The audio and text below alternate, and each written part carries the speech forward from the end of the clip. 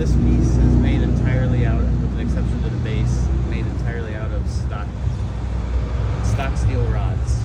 So that's something that a lot of tradesmen in the area will walk up to the sculpture and immediately be able to identify what it's made out of.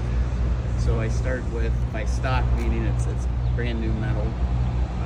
Starts out in 20-foot sections of rods, going from I think it's mostly quarter-inch, but there's a few random pieces that are half-inch, a little thicker. And so I start with the 20-foot sections and cut each piece down and bend them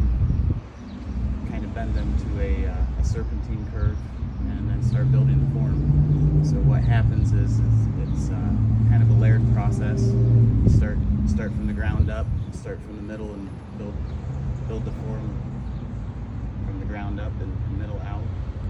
And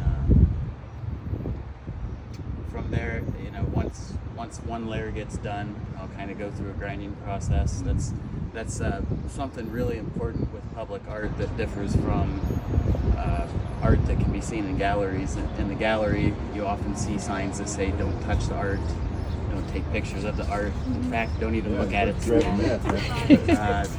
Public art's the exact opposite. You expect people to come up and run their hands over it, see what the finish looks like. You see that texture, you want to know what the texture is. So as you're building the piece, you have to go through kind of a grinding process to grind down all the smooth edges, because every time you cut the metal, you're literally making a razor sharp edge. And then once the form's complete, even if you ground it down to make it safe to the touch, a lot of times, like on detailed areas of the face, you'll grind to shape the piece a little bit further. So this piece in particular is created by welding, but what's called the additive process, meaning you're starting with one thing, adding until you get the form. And then finally, once you get the form completed, you kind of go back and forth between the additive and subtractive process. So it's the face, for example, and if there's too much metal in areas, I take my grinder and grind pieces away.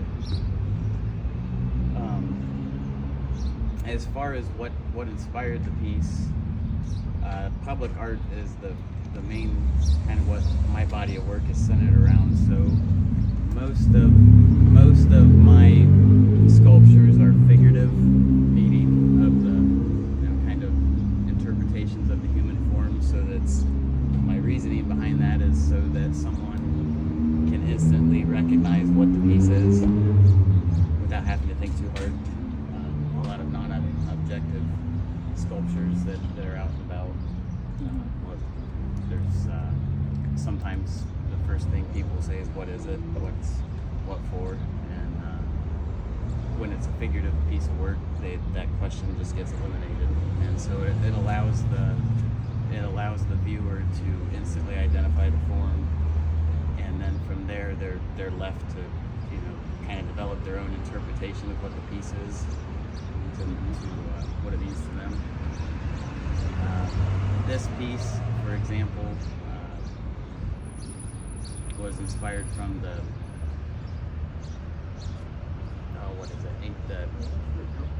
ancient Greek mythology, the tale of Daphne and Apollo. So it's titled Daphne, and the Daphne was just a minor character in Greek mythology. She was a forest dryad. So the tale goes, Apollo, long story short, Apollo fell in love with her because of her beauty, but she didn't want to leave the forest, and so she asked her father to turn her into a tree so she could stay in the forest. So this sculpture kind of depicts the transformation of Daphne into a laurel tree.